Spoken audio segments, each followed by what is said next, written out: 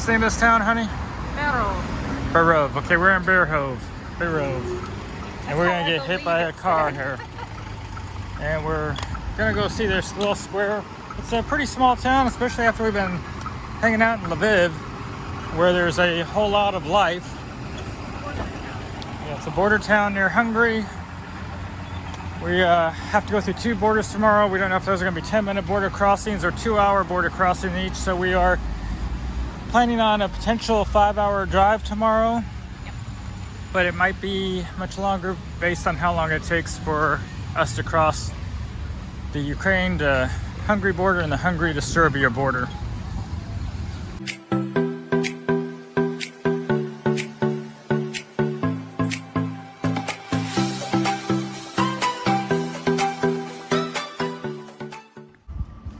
So we're kind of in the pedestrian zone here in Berehove, and well, we don't know what it's called, Berehove, whatever. I can tell you how it's spelled, guys, and I promise you he's wrong.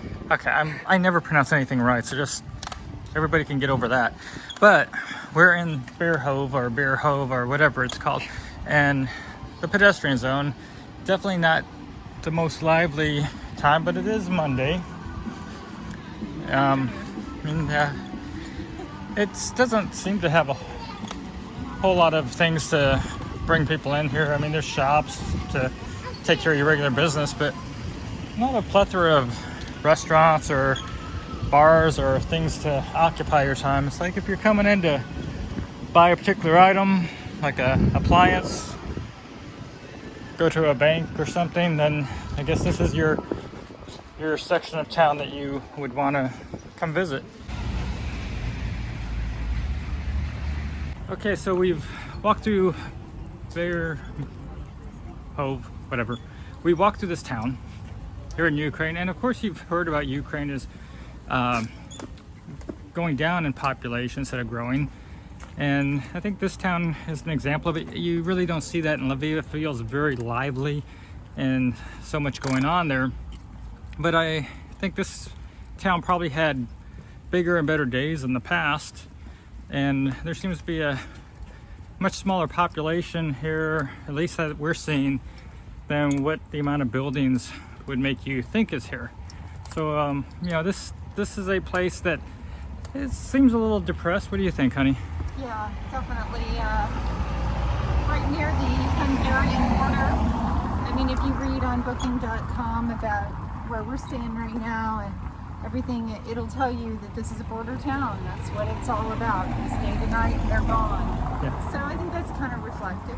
Yeah. I mean, we really love Ukraine, but I think it really comes down to if you ever wanted to move here, it's about location. You could probably come here and it'd be cheaper than Lviv, but Lviv's pretty affordable as it is. So, you know, I'd love to see this town back in its heyday, but its heyday is not currently here, I don't believe. No, I don't think so. So this is where we're staying. It's a hotel restaurant. It's on a really busy road with crazy drivers like this guy going way too fast and making it kind of dangerous to cross the road. So we go across here. This is the driveway we have to come down. We've got Abby parked over here on the side, and we have this like just parking lot here to a driveway to come down. And so there we are, parked here securely. But the restaurant is one of the better restaurants in the area. So we're gonna walk through here and take a quick look and see. So this is where we're staying. And there's our host right there. And so we're coming on through. And there's another dining area right over here. And then there's some stairs that take you up to, I guess, some other rooms. But we come out this way. And we got an outside dining area. We go up here to the room.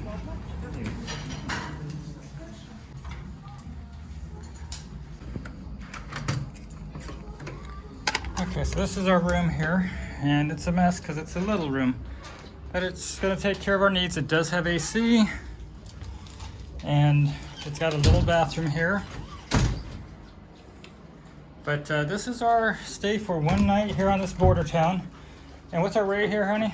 Oh gosh, I think it's like 20 bucks, but then they hit me with a, by the way guys, they hit me with a pet fee, which was almost equivalent to the price of staying in the room. It was like $275 in Griva. And so breakfast doesn't start till 10 a.m., which for a transit town, that doesn't work. So we'll probably be heading out to Hungary quickly in the morning and out, but it's doable. It's a night. So we have these little bungalow things that are behind the restaurant that we didn't even know were here. This makes it kind of a cool little restaurant. We just don't know how everybody would park here. Here's our first course. Julie's got a salad. We've got our drinks here, and I've got potato type salad with quail eggs. Our next course, I've got the cream of mushroom soup, and Julie's got a mushroom vegetable soup over there.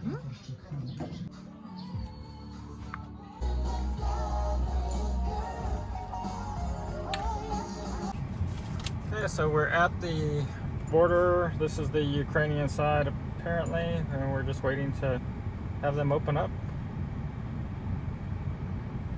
We're going into Hungary, and then we'll be crossing the Serbian border today too.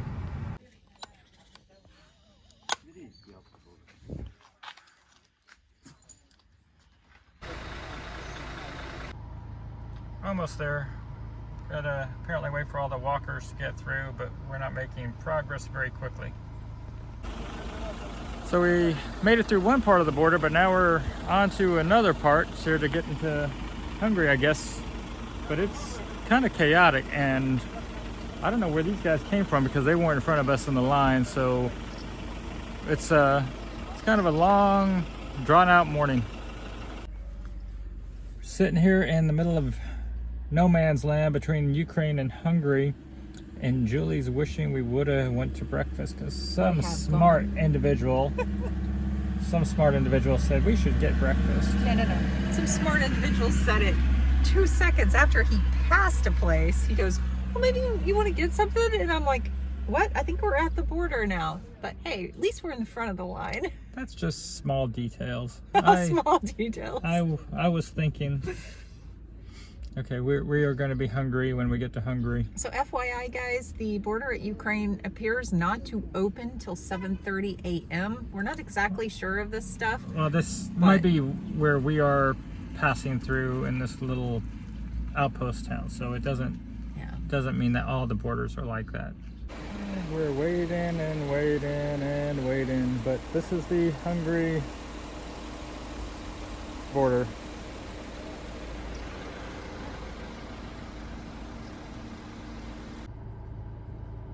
Going through everything here with a fine-tooth comb. This line is not moving. Yeah, so we've been here for a while and waiting for a couple hours, but then we're still in the back of the line, so we're getting nowhere quick. After about 3.5 hours to get through that border, we had a yellow transit sticker stuck on Abby to identify us as transiting through the country, and we can only stop at designated spaces. Feels good to stretch, huh? So this has been a long drive today. 3 hours at the border did not make this any better. We're almost to the Serbian border. Keeping our fingers crossed that we can get through there quicker. But we have had a stricter time going through Hungary on this route because we have to only go to transit gas stations with a logo that allows us to stop there, since we're not coming to stay in Hungary. We haven't been approved to come stay in Hungary, so it's a little bit different. 12 hours. Okay, we are at the Serbian border. Looks like a long line. I hope this moves faster than the one coming out of Ukraine, because this is a long line. We have 5 hours left on our test. 5 hours till our PCR expires. So what was our fuel? So we just filled up at 40.67 liters at 163.9 Serbian dinar per liter, for a total of 6,665 and 81 Serbian dinar, which is probably about $67. After 10.5 hours of driving due to border crossings to get 5 hours down the road, we arrived in Subotica. Well, hi guys, welcome to Subotica. This is my Airbnb, one of the most beautiful in all the towns in Serbia. You're going to love it here, and well, see you on the streets of Subotica soon, guys. Off to explore Subotica. That little tunnel leads us right out, and from this Airbnb, we are right across the street from downtown Subotica, which is just simply a charming city. So one of the last times we were in Subotica, one of the things that ruined it for us is right here you've got this pay for parking with an app, or not with an app, by texting. But the problem is if you have a US based phone carrier, you can't use these text app things, so it really put a strain on where can we park without getting a violation. So keep that in mind. If you're looking for a place to stay here, getting a place with a parking space is great, especially if you do not have a European based phone system. Okay, back here in beautiful Subotica. It's really a charming square. As a reminder, Julie and I, we're traveling the world with our 2 dogs, and we're trying to share with you our experiences as we go to different countries, as well as the cost of living. Please don't forget to give this video a like, and don't forget to subscribe. We're off to find somewhere good to eat tonight. Ready, hun? Oh, definitely. I love Serbia. Let's go find some grub.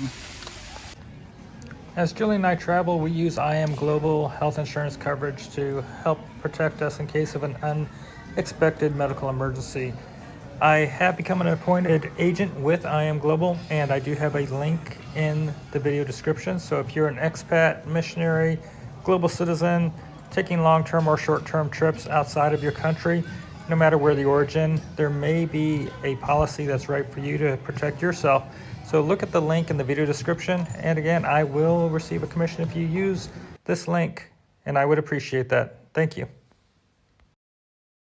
So we found this place called Boss Cafe. It's got all kinds of neat statues in here, and it's a really beautiful courtyard. You can see over there, Julie's shoulder, another statue.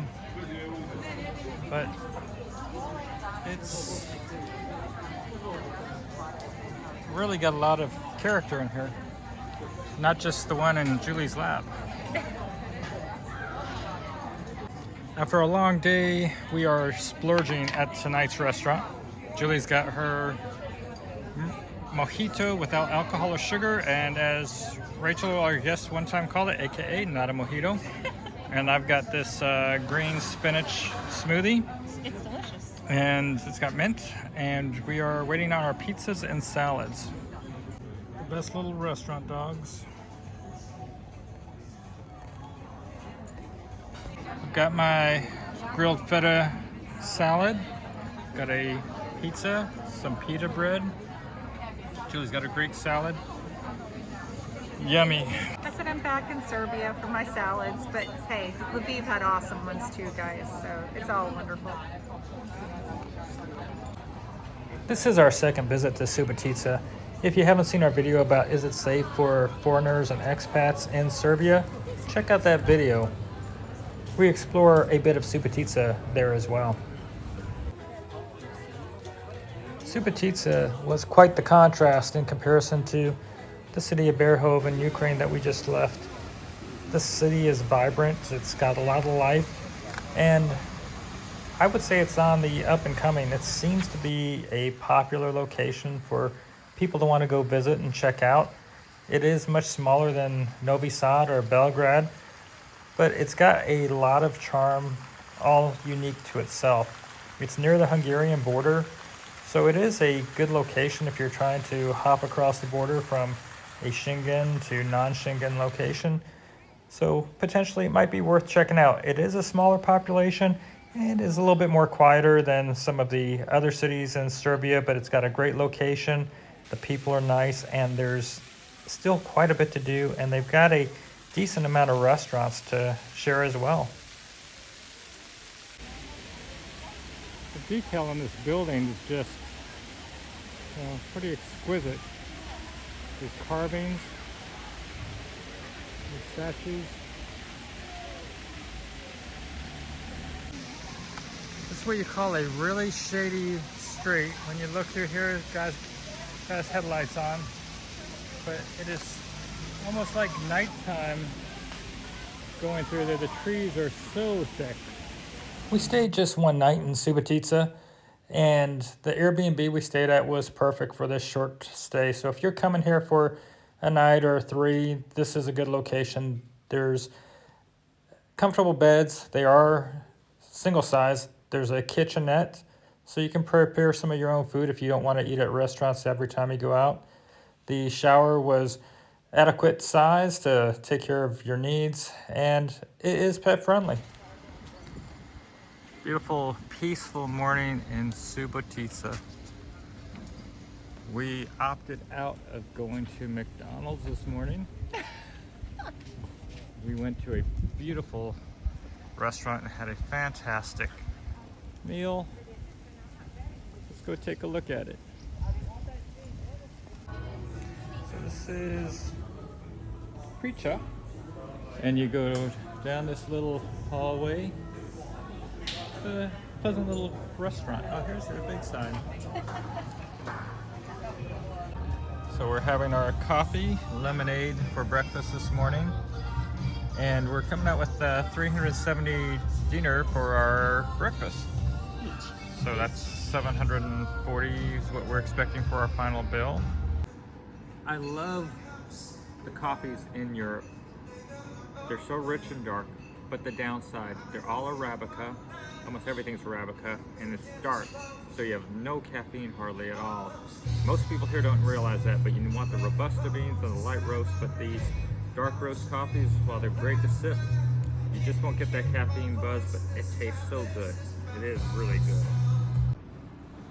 Okay, so here we go, our coffee lemonade. I got my corn, egg whites, and mushroom toast. Julie's got her toast and egg and corn also, and mushroom. And we got our cappuccinos, and all of this for $8. You happy? Oh yeah, definitely. Yeah, very enjoyable restaurant here in Subotica.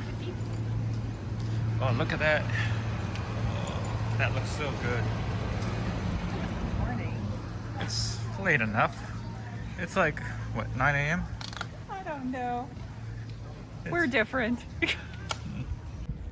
So there's this map made of, seems like bronze out here, of the significant areas of Subotica. Kind of really a neat, unusual thing. And then we have over here a brand new monument for Harley Berehove. Anyway, this is him here, and it was raised in 2021. So it's brand new, but he was the mayor that inspired the building of this Nouveau style town hall and the great squares and parks here in Subotica. And he had the vision, so they're recognizing him here with this new monument. So we're on our way to Zlatibor, Serbia. Yay! Zlatibor redo number 2. Here we go. What they said. They're excited too. They like Zlatibor. We hope that you enjoyed today's journey to Subotica, Serbia. And as a reminder, Julie and I were traveling with our 2 dogs, and we're trying to explore the world, and we're focusing on Europe for the next 5 to 10 years. Please don't forget to subscribe, give this video a like, and please follow along as we try to share our journey, our cost of living, and experiences with you. So until next time, have a great day, everybody. Bye-bye.